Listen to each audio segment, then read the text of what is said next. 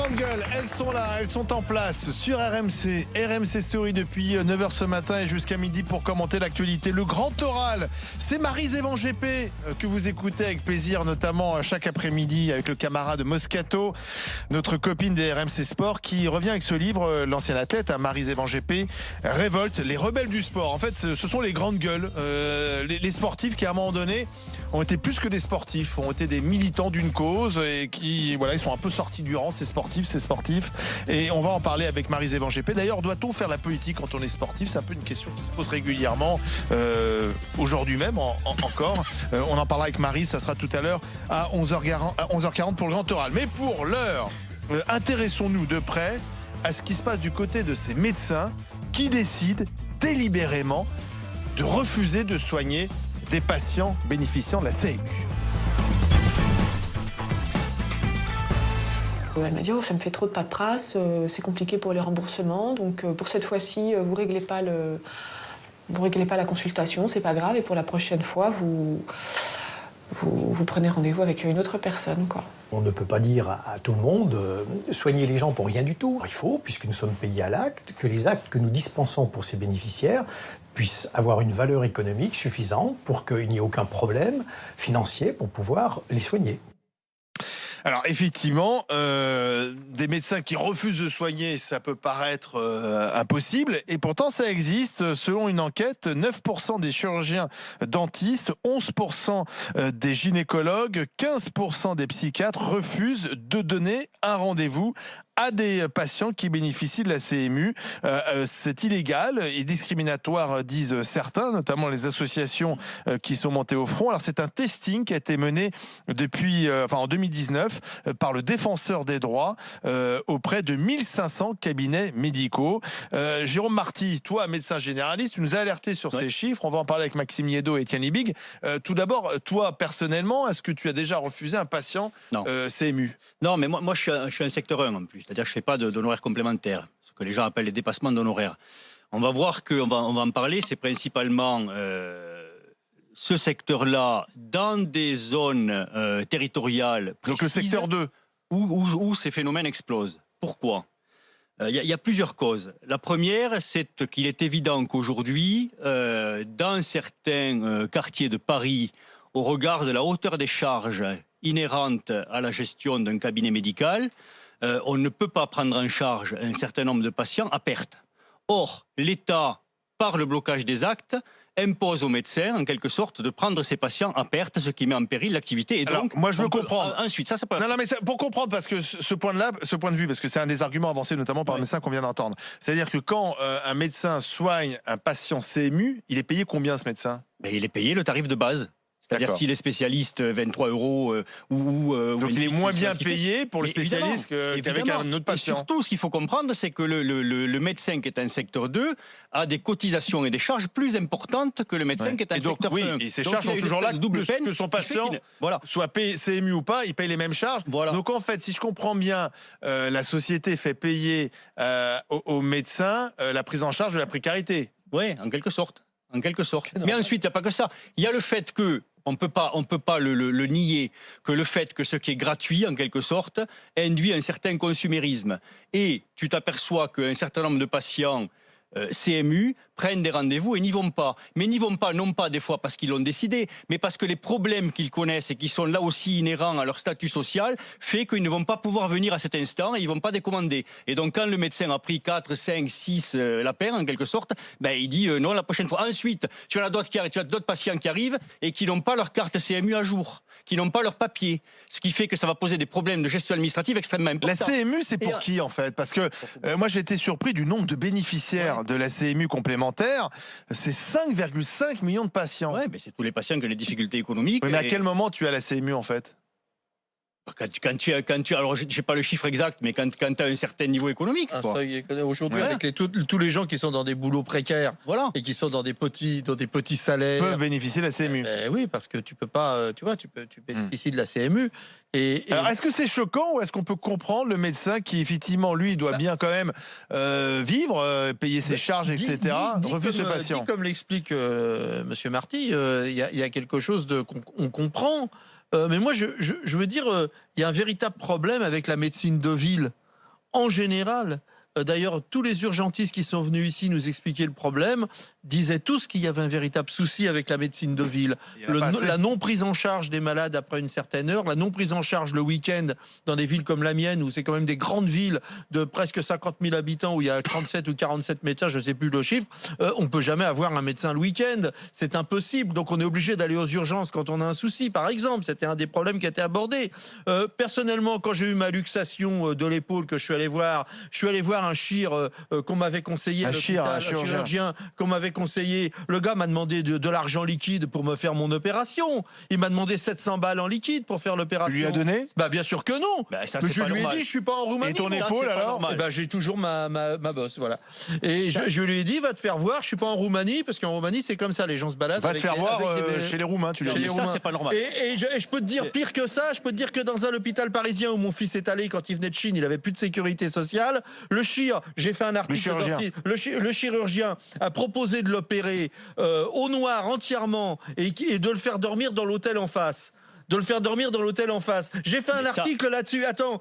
Et quand mon fils est retourné voir les infirmières en haut pour dire votre chirurgien c'est un enfoiré, elles ont toutes rigolé en disant ah ben on est habitué avec le docteur machin.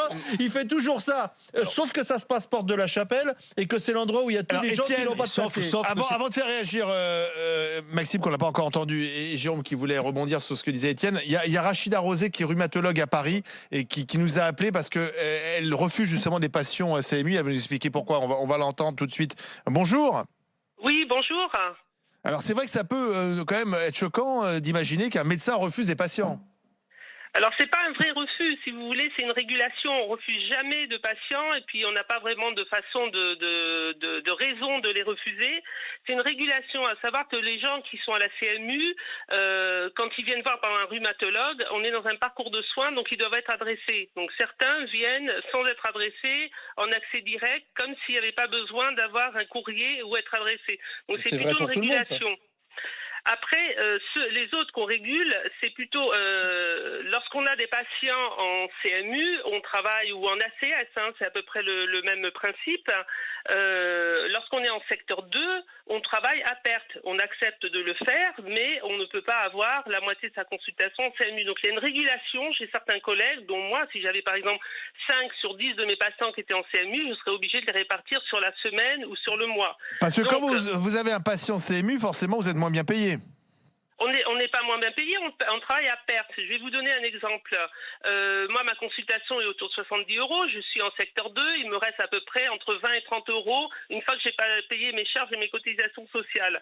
Lorsqu'un patient CMU vient, lorsque c'est pour une consultation de base, on est payé par la caisse d'assurance maladie 25 ou 30 €. Je veux dire, moi, mes frais, mes charges sont beaucoup plus élevés. Donc, on accepte de travailler à perte, mais on ne peut pas le faire sur la moitié des patients. Si vous voulez, la logique, ça serait que la caisse d'assurance maladie nous paye le prix normal d'une consultation qui est de 69 € pour les gens qui n'ont pas d'assurance. Mais que répondez-vous à ceux qui disent ce que vous faites en tant que médecin, c'est illégal, vous rompez le serment d'Hippocrate et c'est discriminatoire? Alors, on ne rompt pas du tout le serment d'Hippocrate, on répartit, on régule. La régulation du parcours de soins, c'est quelque chose qui est complètement normal et voulu et demandé par la Caisse d'assurance maladie. Quand j'ai des patients qui viennent et qui ne sont pas dans le parcours du soin, c'est eux qui sont déremboursés parce qu'on met hors parcours du soin. Quand les patients viennent avec une CMU, ils n'avancent pas les frais, c'est nous qui sommes remboursés directement par la Caisse d'assurance maladie pour un tarif qui ne correspond pas du tout au tarif de notre consultation et c'est nous qui sommes pénalisés. Donc il y a quelque chose qui n'est pas logique.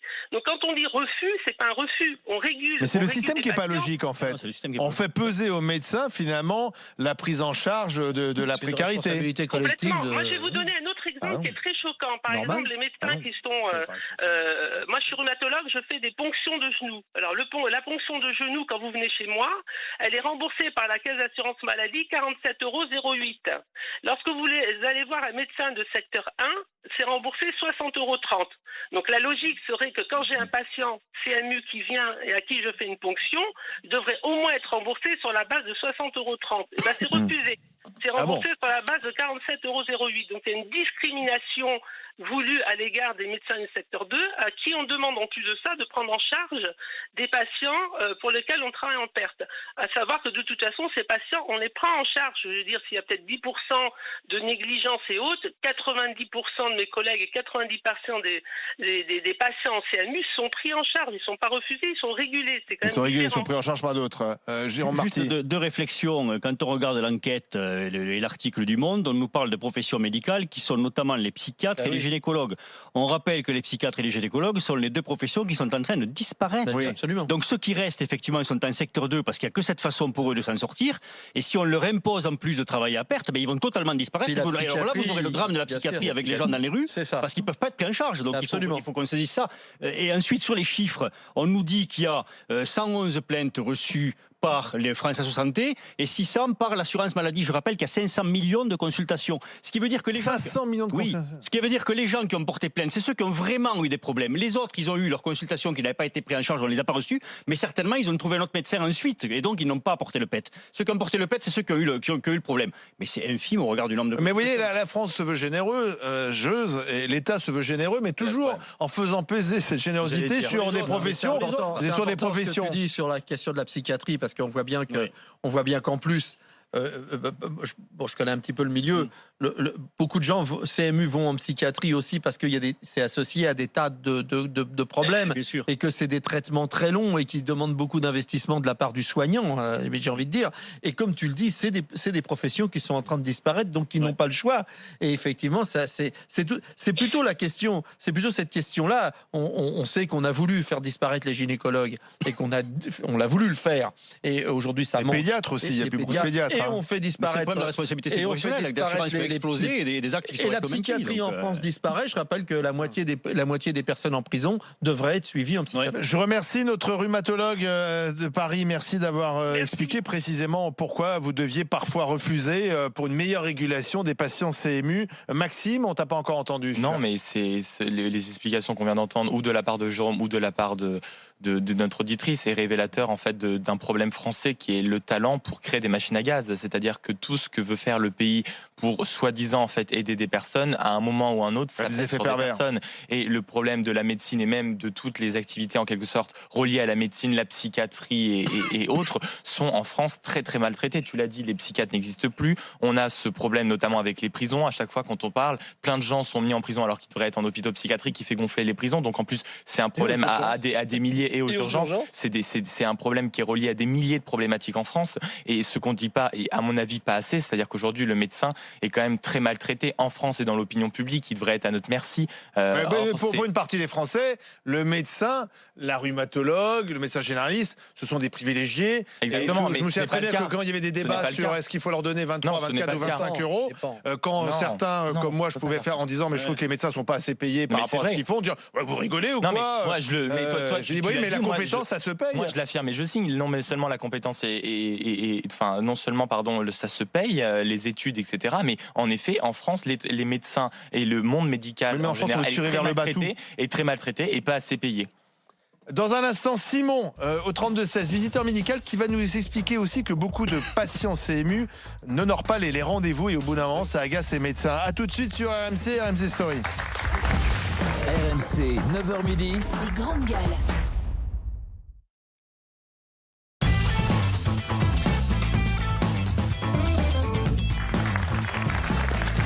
La suite des grandes gueules sur RMC Story. Avant d'écouter Simon pour évoquer ces médecins qui refusent de soigner des patients CMU, n'oublions pas ce jeu, on a envie de vacances en ce moment. Hein. C'est vrai que certains le sont, hein, tant mieux pour eux, mais ceux qui ne le sont pas, ils ont envie de vacances. Eh bien justement, on a un séjour bel en bras à leur proposer. Je vous offre de quoi profiter d'une semaine de vacances en famille ou entre amis. Un séjour à la montagne ou à la mer, 58 destinations au choix, donc vous avez vraiment le choix. Pour emporter ce séjour, vous envoyez GG en majuscule au 7 32 16, GG au 7 32 16. Nous partons au 32 16 rejoindre Simon. Donnez votre avis au 32-16. Les grandes gueules. Simon de Versailles dans les Yvelines, visiteur médical, c'est ça? C'est ça. Et donc vous êtes bien placé pour nous dire pourquoi certains médecins refusent ces patients CMU. Je voudrais juste rappeler que l'immense majorité des médecins les acceptent sans aucun souci. Ils font même des piges à la PHP pour. D'ailleurs, je pense que le docteur Marty pourrait rappeler un petit peu combien sont payées les prestations dans un hôpital pour un médecin en attaché. C'est pas grand-chose, mais ils le font parce qu'ils ont quand même une conscience professionnelle. Donc c'est pas l'immense majorité des médecins travaillent bien, mais effectivement, comme il le rappelait, le problème c'est que beaucoup de gens en CMU n'honorent pas les rendez-vous. Alors pour les raisons qu'il disait, des problèmes d'emploi du temps, des problèmes de compréhension quelquefois, des rendez-vous, etc. Mais ils viennent pas. Et donc au bout d'un moment, c'est vrai qu'ils refusent, mais ils refusent pas les personnes parce qu'ils sont CMU, ils refusent la personne parce qu'ils n'honorent pas un rendez-vous. Donc ça pourrait très bien leur arriver que quelqu'un qui est en secteur 2, qui vient le voir pour une consultation normale secteur 2, qui n'honore pas son rendez-vous, soit refusé de la même manière. Le truc, c'est que le plus souvent, pour les médecins, les rendez-vous qui sont décommandés, ça arrive souvent, que ce soit des CMU. Et c'est vrai que, pour revenir sur les honoraires, moi je travaille en ophtalmo. Le fait est que c'est l'une des spécialités où pour s'installer, il y a énormément de frais pour s'installer, parce qu'il y a énormément d'appareils qui coûtent très cher. Et 3 mois d'attente. Voilà, on demande aux médecins de s'installer maintenant en rez-de-chaussée, avec des accès handicapés qui coûtent plus cher à installer. Donc c'est beaucoup de charges qu'ils ont à payer. Et dans des quartiers comme le 17e, le 16e, le 8e, où on est à 10 000 euros du mètre carré, je vous laisse imaginer effectivement ce que ça coûte, quoi. Donc c'est vrai que c'est compliqué parce que c'est pas pris en charge. Et en plus de ça, la dernière chose, c'est que quelqu'un qui vient en CMU, au niveau de la compta, c'est une horreur parce qu'ils ont plus le temps de s'en occuper et ils sont payés avec 3 ou 4 mois de retard. C'est vrai qu'ils sont Oui, pas mais on payés dans attend les temps. 3 ou 4 mois aussi. Hein, on attend 3 ou 4 mois aussi pour un rencard chez l'ophtalmo. Oui, et ça effectivement, c'est bien le problème. C'est qu'il n'y a plus d'ophtalmo. Moi, quand je suis rentré en ophtalmo il y a 10 ans, ils étaient 6500. Maintenant, ils sont 5500. Et là, j'en ai sur mon secteur, j'en ai 7 ou 8 qui passent encore à la retraite cette année. Donc ça malheureusement, vous prêchez un convaincu. Mais Jean-Marty, on rappellera qu'en baissant le nombre de secteur 2 et les actes de secteur 2, on a fait un superbe cadeau aux mutuelles qui font 40 milliards de chiffre d'affaires par an, que le nombre de dépassements d'honoraires de la totalité des chirurgiens chaque année, c'est un siècle. Le chiffre d'affaires des mutuelles, c'est un siècle de dépassement d'honoraires des chirurgiens. Je ne sais pas si on s'imagine, quoi. Donc ce sont des gens qu'on pourrait très bien, à qui on pourrait dire de rendre l'argent en quelque sorte et de permettre au CMU d'être remboursé à la hauteur de la consultation de la personne en secteur 2 et non pas sur la base du tarif de base, quoi. Ce qui n'est pas possible pour le médecin en secteur 2. Je veux dire, l'argent, il y est, ils l'ont, les mutuelles l'ont, mais plutôt que de sponsoriser le Vendée Globe, d'avoir des vignes, des bâtiments et de l'immobilier, mais qu'ils mettent l'argent aux soins. Quand on cotise 100 dans une mutuelle, il n'y a que 50 qui revient aux soins. Tout le reste part en régime prudentiel, en immobilier, en vigne. Enfin voilà, il faut que ces gens-là rendent... Mais oui, mais il faut que ces gens-là rendent de l'argent pour lesquels les Français cotisent et permettent aux gens qui sont des plus basses classes sociales de pouvoir être remboursés à l'aune du tarif des spécialistes, quoi. Maxime Yeddo, Jérôme Marty, Kenny Big, on remercie Simon. A-t-on le temps de prendre Charlotte avec nous? Bonjour Charlotte. Charlotte est dentiste, bonjour. Oui, bonjour. Du côté de Mont-de-Marsan, dans les Landes. Ah, c'est mon lieu de naissance, pardon.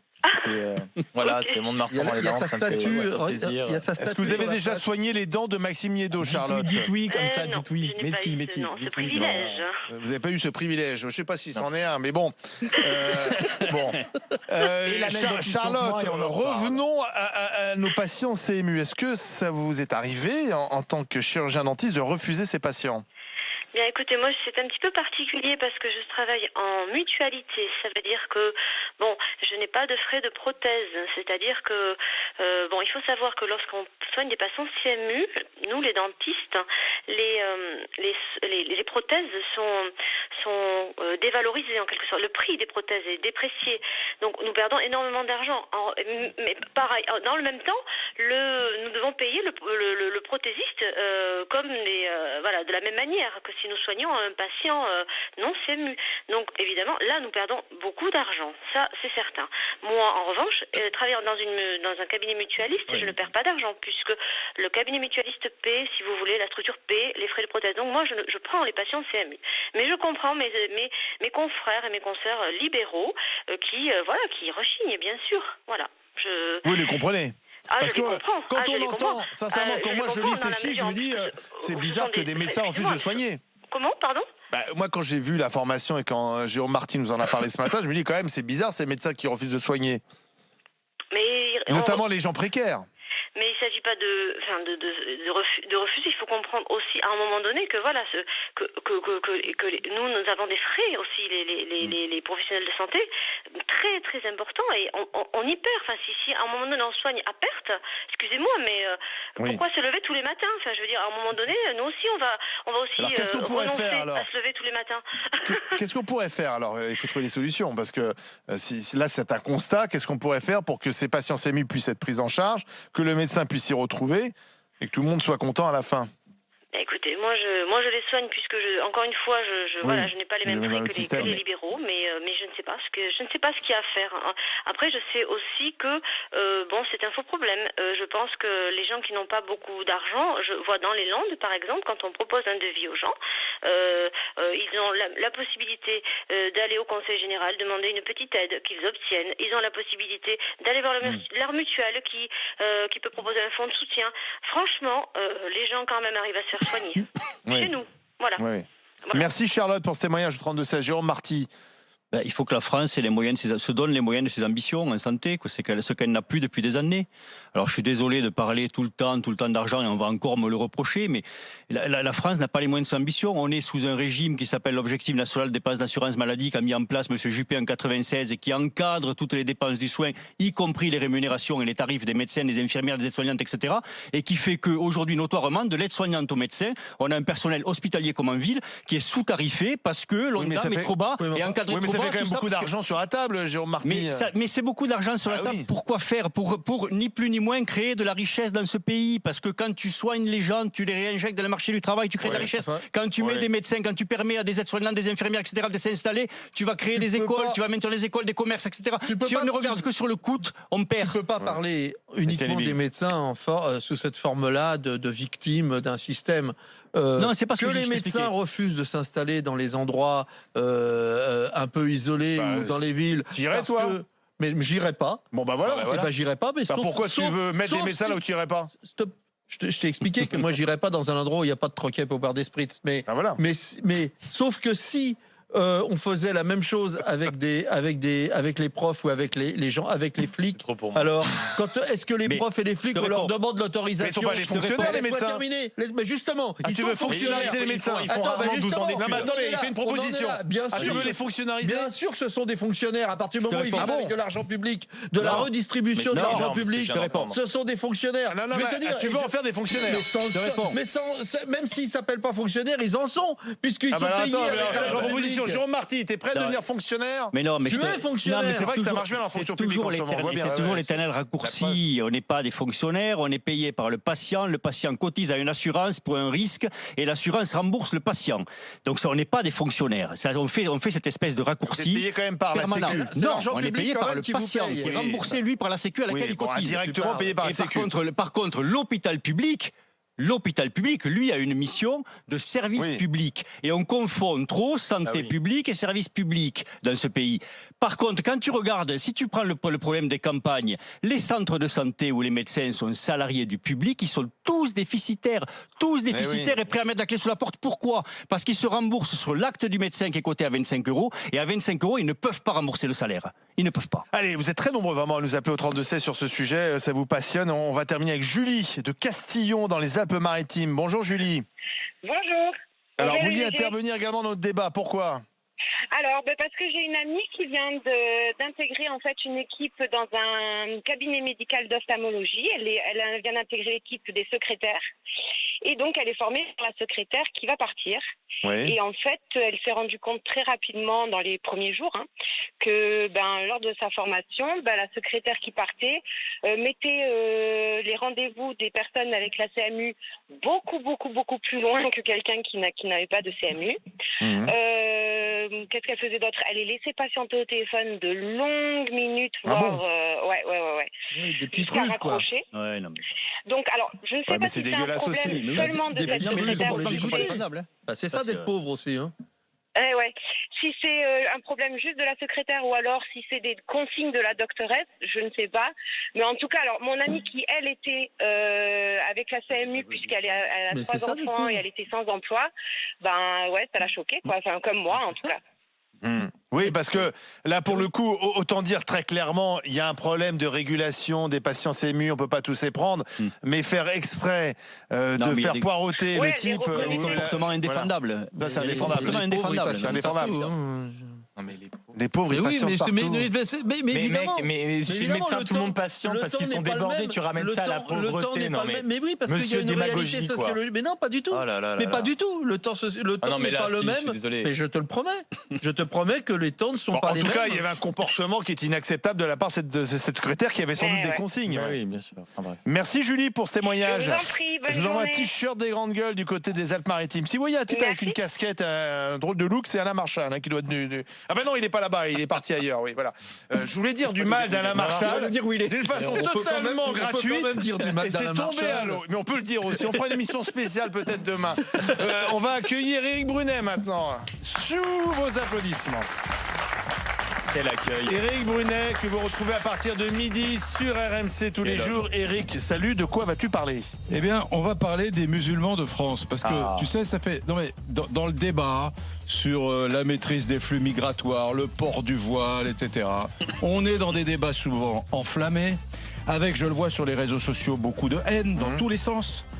Je me dis, là, j'ai eu hier... à l'occasion de ce qui s'est passé à Bayonne. Une révélation. Non, mais moi, je suis comme tout le monde. J'ai des copains qui sont français musulmans, parfois 2e, 3e génération, dont les parents sont même pas nés en Algérie, au Maroc, en Tunisie ou ailleurs. Donc, et je me dis, les mecs, ils vivent quand même dans un inconfort. Les regards en coin.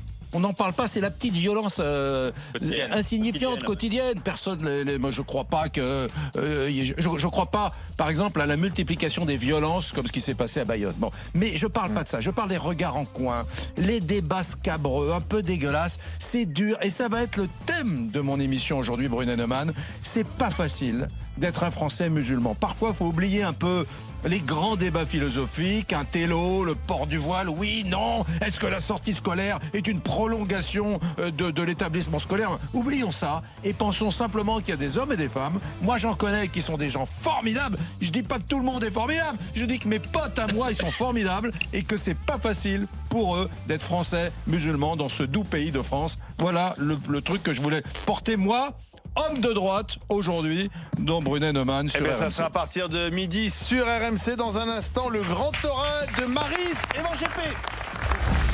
RMC, 9h midi. Les grandes gueules.